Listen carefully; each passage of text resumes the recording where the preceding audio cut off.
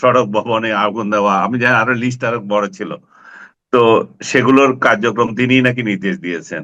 অথচ তিনি সেই সময় জুলাই আন্দোলনের সময় এগুলোকে নিয়ে আহ, জনতার সামনে এসে কথা বলেছেন, এবং এগুলোকে নিয়ে আমরা অনেকে ট্রল করেছি, নাটক কম করো প্রিয়, মানে, এবং উনি যে স্বজন হারানোর বেদনার সেই যে কাহিনী সবসময় বলেন, সেটাকেও তিনি এখানে রিলেট করেছিলেন, সেটা নিয়ে অনেক ট্রল করা হয়েছে সোশ্যাল মিডিয়ায়। তো আজকে ওই ঘটনার প্রেক্ষিতে ওই ঘটনাগুলো যদি শেখ হাসিনাকে দায়ী করা হয়, তার মানে কি জুলাই বিপ্লব কি শেখ হাসিনা করেছিল?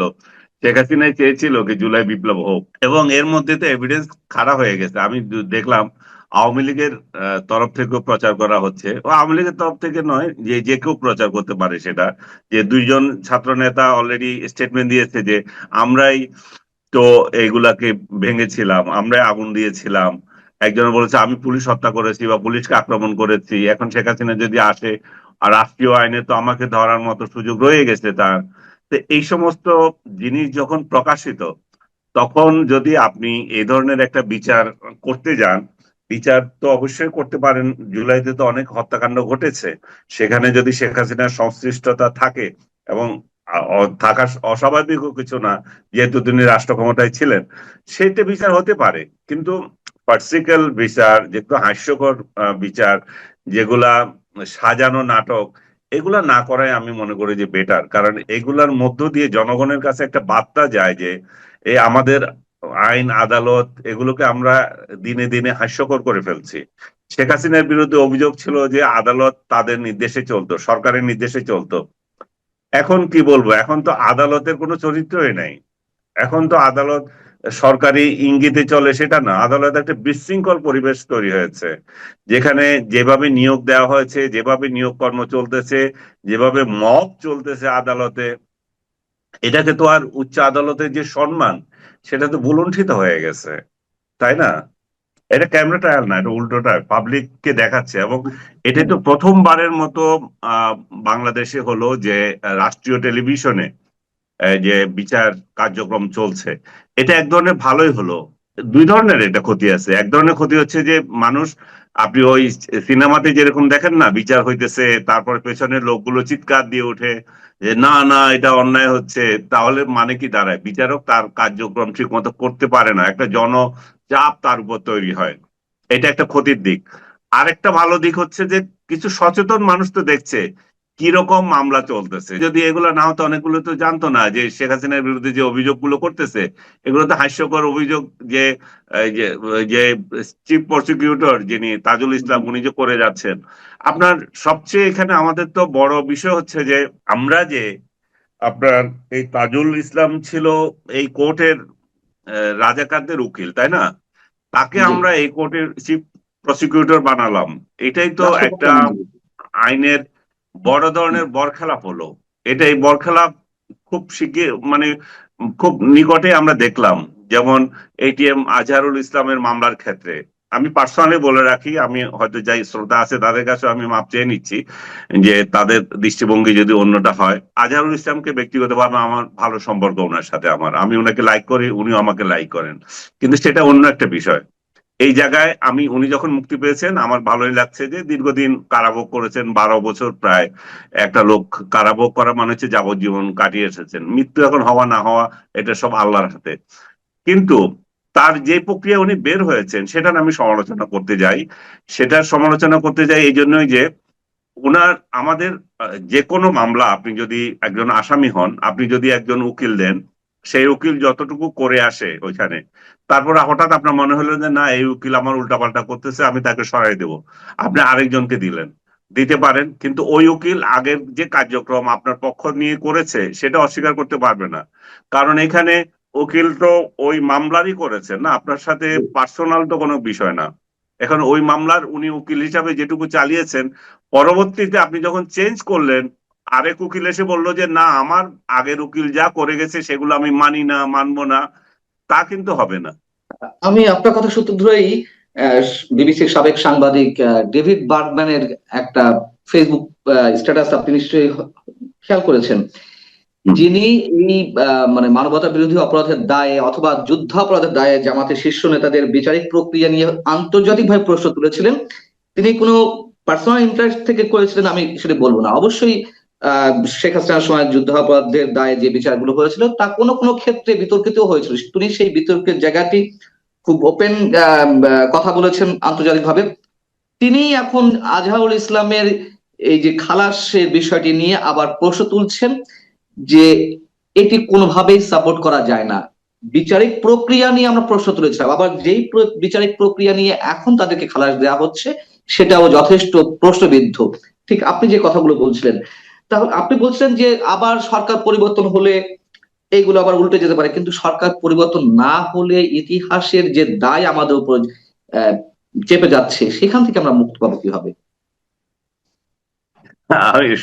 আমরা ইতিহাসের দায় চেপে যাচ্ছে, যেটা আমরা মুক্তি কিভাবে পেতে পারি? আমরা পেতে পারি এই আদালত ইয়ে করে ইয়ে করে আদালতকে স্বচ্ছ রেখে। সরকার যাবে, সরকার আসবে, আদালত কেন চেঞ্জ হয়ে যাবে? আদালতের উকিলগুলো কেন চেঞ্জ হয়ে যাবে? রায় কেন চেঞ্জ হয়ে যাবে? তার মানে হচ্ছে যে কোথাও না কোথাও গন্ডগোল আছে। সেটা হয় আগে ছিল, নয় এখন আছে, কোনোটা তো একটা হবে, তাই না? কিন্তু হুম। আমরা যদি ডেভিড বার্গম্যান যদি বলে থাকেন যে আগের আগের বিচার ঠিক মতো হয়নি, এখন আবার সে উল্টো। পার্সোনালি দেখেন, উনি একজন বড় সাংবাদিক, সেটাতে আমার কোনো ইয়ে নাই, কিন্তু পার্সোনালি আমি মনে করি যে সে একজন ধান্দাবাজ। সে তার অনেক ধান্দাবাজি, সে অনেক প্রমাণ দিয়েছে। বাংলাদেশের মুক্তিযুদ্ধ নিয়ে সে অনেক হেয় কথাবার্তা বলেছে। এখন আবার কোন মতলবে সে এই রাজাকারদের বিরুদ্ধে কথা বলতেছে আমি জানি না। যদি সেটা সততার প্রেক্ষিতে হয়ে থাকে ঠিক আছে। এখন যে যেই যে প্রক্রিয়ায় আজহার সাহেব মুক্তি পেলেন, আমি তো বললাম পার্সোনালি আমার জন্য ওনার জন্য আমার ফিলিংস আছে, কিন্তু যেই প্রক্রিয়ায় উনি মুক্তি পেলেন সেটা পছন্দ হয় নাই আমার। বা সেটা যদি যথাযথভাবে হতো আমার ভালো লাগতো, যেটা বার্গম্যানও যদি ফিল করে থাকে ঠিক আছে, আমরা এই বিষয়ে অন্তত আমরা একমত হলাম যে আদালত তার মতো চলা উচিত। আহ আপনি নিজেও আপনার নিজের পডকাস্টে নিজে মন্তব্য করছিলেন যে আগে সরকার বিচারিক প্রক্রিয়া নিজের পক্ষে নেওয়ার জন্য যে ধরনের কাজ করেছে এখন কি তার ঠিক উল্টোটা ঘটছে, এবং আপনি নিজেও বলছেন যে বিচারিক প্রক্রিয়াকে কেন সরকারগুলো তাদের নিজেদের পক্ষে নেওয়ার চেষ্টা করবে। আহ সেই জায়গা থেকে আমি যদি একটা এক্সাম্পল দিই, হুমায়ুন আজাদ বলেছিলেন যে এক সময় মুক্তিযুদ্ধর দায়ে, মুক্তিযুদ্ধ করার অপরাধে মুক্তিযোদ্ধাদের ফাঁসি দেওয়া হবে, সে দিয়ে কি বাংলাদেশ যাচ্ছে? আমার তো মনে হয় তাই। আপনাকে আমি পার্সোনাল বিষয়গুলো বলা ঠিক হবে কিনা জানি না। মানারাত মান মানারাত একটা ইউনিভার্সিটি আছে, জি। সেই ইউনিভার্সিটির উপপরিচালক গত রাতে আমাকে হুমকি দিয়েছে যে সে আমার ফাঁসি দেখতে চায়। আমি মুক্তিযুদ্ধের পক্ষে কেন বলছি? তো রাজাকারের ছেলেদের স্পর্ধা কতটুকু বেড়ে গেছে দেখেন, যে ওরা এখন দুনিয়াদারি চেঞ্জ হয়ে গেছে। ওরা মনে করছে আমরা যারা মুক্তিযুদ্ধকে সাপোর্ট করেছি, যারা মুক্তিযুদ্ধের পক্ষে কথা বলি, যারা বঙ্গবন্ধুকে অপমান করতে চাই না, বাংলাদেশ বিষয়ে কোনো কম্প্রোমাইজ করতে চাই না, তারা আমাদেরকে বলে যে ভারতের দালাল। কিভাবে ভারতের দালাল হয়ে গেলাম তা জানি না। ওই রাজাকারের ছাওয়াল আমাকে বলে যে আমার ফাঁসি দেখতে চায়। তার মানে কি, ওদের মানসপটে এটা তৈরি হয়ে গেছে যে 24-এর যে গণ অভ্যুত্থান, সেই গণ অভ্যুত্থান বাংলাদেশের ইতিহাসকে পাল্টে দিয়েছে। এখন ওরা ইচ্ছে করলে আমাদেরকে ফাঁসি দিতে পারে, আমাদের অপরাধ থাকুক আর না থাকুক, কারণ আমরা মুক্তিযুদ্ধকে সাপোর্ট করছি। তার মানে হচ্ছে যে এখন যারা মুক্তিযোদ্ধা, তারা খুবই অপাঙ্ক্ত ব্যক্তি, তাদেরকে যে কোনো ভাবে যে কোনো কিছু করা যায়, এবং মুক্তিযুদ্ধকে যারা সাপোর্ট করে তাদেরকেও যে কোনো ভাবে অপমান করতে পারে। যাই হোক, সরি আমি পার্সোনাল কথা বললাম, কারণ এই ধরনের এটি সমাজের প্রতিচ্ছবি, আনিস আলমগীর, এটি সমাজের প্রতিচ্ছবি। আপনি যেমন হুমকি পাচ্ছেন, নিঃসন্দেহে এখন আমার কথাও বলতো আমিও নানান ধরনের হুমকি পাচ্ছি, কিন্তু মুক্তিযুদ্ধ মানে তো আওয়ামী লীগ না, বা এগুলারে আওয়ামী আমি লীগ মানে আপনাকে আবার মুক্তিযুদ্ধ বলে না। দিই, এগুলার কোনো গণায় ধরবেন না। ওই ওই রাজাকারকে ইচ্ছে করলে আমি এখন জামাতের আমিরকে বলতে পারি যে এই চুনুপুটি আমাকে যে হুমকি দিচ্ছে একে একটু দেখেন। মানারত ইউনিভার্সিটিকে আমি অভিযোগ করতে পারি। কিন্তু এই সমস্ত চুনুপুটিদেরকে যদি অতিরিক্ত দেওয়া হয়, তাহলে আপনার লোক চাঁদাবাজি করছে না, আপনার লোক মবগিরি করছে, এবং সোশ্যাল মিডিয়ায় মবগিরি করছে, বাস্তবে মবগিরি করছে। এগুলাকে যদি সামাল না দেন এবং যুদ্ধ অপরাধের দায়ে যদি ক্ষমা না চান, ইহ জিন্দেগিতে জামাত ক্ষমতায় আসবে না, এই স্বপ্ন স্বপ্ন দেখেন না এটা, এবং আমাদের কোনো সমর্থন পাবেন না। আমি পার্সোনালি আপনাকে লাইক করি, আপনার ব্যক্তি সম্পর্ক সেটা আলাদা, কিন্তু জীবনে ভোট দেব না, কারণ আপনাদের চরিত্র যদি এরকমই থাকে। এবং আমি নয় শুধু, আমার মতো বহু লোকে দেবে না। আপনারা যদি রক কাটেন কাটতে পারেন, গলা কাটেন কাটতে পারেন, জেলে দিবেন দিতে পারেন, যেভাবে হুমকি দেন আপনাদের লোকজন দিতে পারে, তাই না? সেটা তো বটেই, কিন্তু আহ এই অবস্থায় যদি সত্যি সত্যি বিচারিক প্রক্রিয়াকেও রাজনৈতিক ঢাল হিসেবে ব্যবহার করার একটা প্রচ্ছন্ন চেষ্টা আমরা দেখে থাকি এবং সবার কাছে স্পষ্ট হয়, তাহলে এই সরকারের অধীনে আগামী দিনে যে মানুষের যে প্রত্যাশা, যেটি নিয়ে এখন সবচেয়ে বেশি ডামাডোলে পরিণত হয়েছে নির্বাচন, সেইটি কিভাবে স্বচ্ছ হবে, সেটি কিভাবে অবাধ সুষ্ঠু হবে? ইভেন আপনি শুরুতে বলছিলেন যে তারেক রহমানের কথা, যে তারেক রহমানের মামলা আবার আদালতে এসেছে, এবং সেটা কি এক ধরনের থ্রেট কিনা তাদেরকে, যে 21শে আগস্টের বোমা হামলার মামলার কথা বলছিলেন আপনি, এটা দুইটা দিক আছে। একদিক থেকে এটা থ্রেট, যে দেখো আমরা তোমাকে কিন্তু খালাস দিয়ে দিয়েছি, কিন্তু আপিল করার যদি সুযোগ থাকে তাহলে কিন্তু এখানে আবার ঝুলে রয়েছে, এটা কিন্তু শেষ হলো না। এই আপিল যদি গ্রহণ করা হয় তার মানে এই মামলা কতদিন চলবে ঠিক নাই। আবার অন্য দিক থেকে আছে যে না, এটা হচ্ছে একটা সহি তরিকা তারেক রহমান এবং আদার্সদের মুক্তি দিয়ে দেওয়া। কারণ এটা শুধুমাত্র উচ্চ আদালত খালাস করে নাই, আপিল করেছিল সরকার, সেই আপিলও সরকার হেরে গেছে, তার মানে সরকারের করার কিছু ছিল না। সরকার তার প্রসিডিউরাল লিখোনা যেগুলো ছিল সবগুলোকে ফুলফিল করছে। এখানে কিন্তু আমি মানে এটাকে মনে করি না যে তারেক রহমানের প্রতি এটা অবিচার হচ্ছে, এটা কিন্তু সুবিচার হচ্ছে, যে প্রক্রিয়াটা ঠিক মতো হয়ে যাবে, কিন্তু আমরা এগুলো ফুলফিল করে দিচ্ছি যাতে করে সামনের দিনে আপনার এটা নিয়ে আবার কোশ্চেন না উঠতে পারে। তবে কে জানে, কোশ্চেন তো আসতেই পারে, যেমন এটিএম আজহারুল ইসলামের মামলা তো চলে গেছিল, জামাতে ইসলামের যে এখন যে নিবন্ধন পাওয়া সেটাও তো চলে গেছিল। তো চলে গিয়ে আবার আসে না এগুলা, আবার তো আসতেছে, আদালত তো এগুলো আবার নিতেছে না, ওই বিচারটা ঠিক হয় নাই, এটা কি আবার করা যায় কিনা। তো এগুলো চলতেই থাকবে এই প্রক্রিয়া, যখন তারেক আপনি রহমানের বিষয়টি সরকার আপনার যাতে অনুকূলে থাকবে।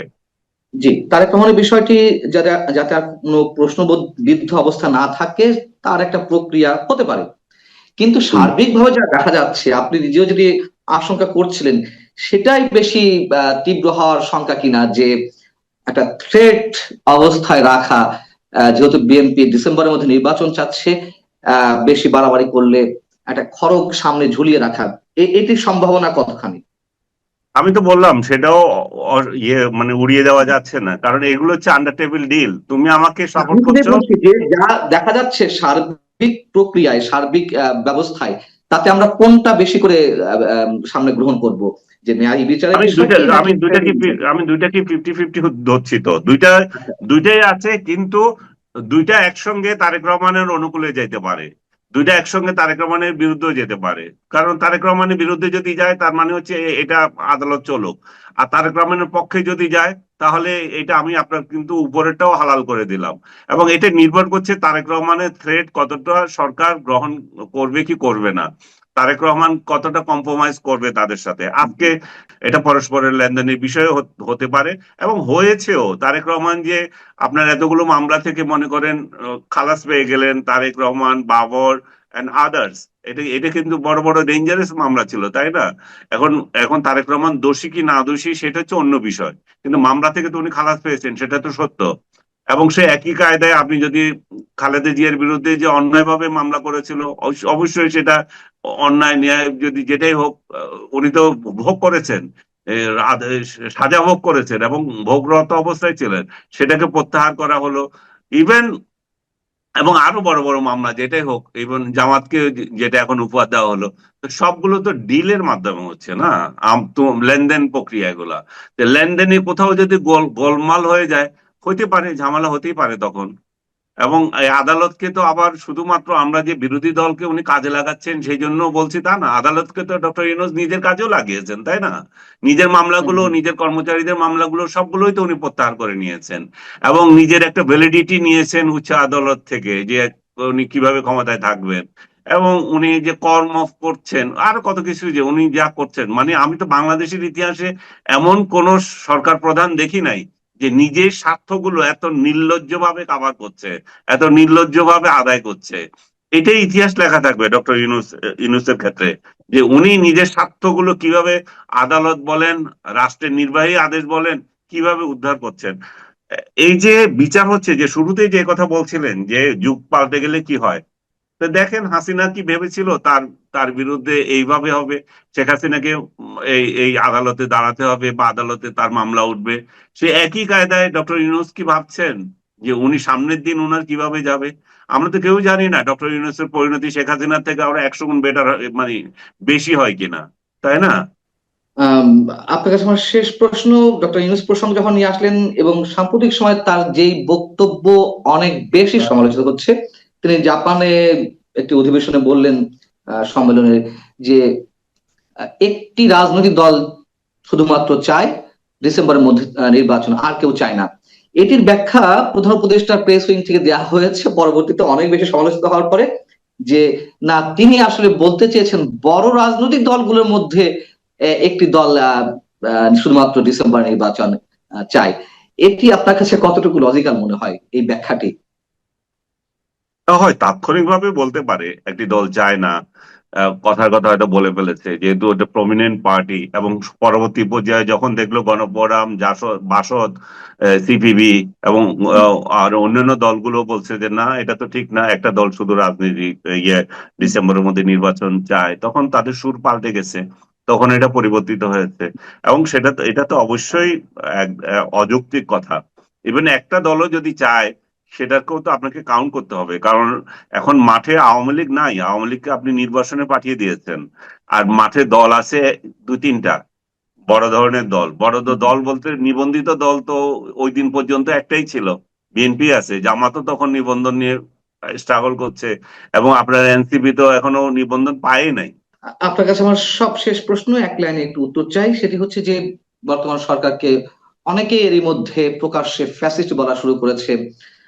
যেমন মির্জা আব্বাস বলেছেন যে আমরা আগেই ধারণা করেছিলাম ফ্যাসিস্ট ফ্যাসিস্ট বলতে বলতে অন্য কি এখন এই সরকারি ফ্যাসিস্ট হয়ে যায় কিনা, সেটা এখন দেখা যাচ্ছে। অধ্যাপক আনু মোহাম্মদ বলেছেন যে ফ্যাসিস্টের আগমনী ধ্বনি শোনা যাচ্ছে।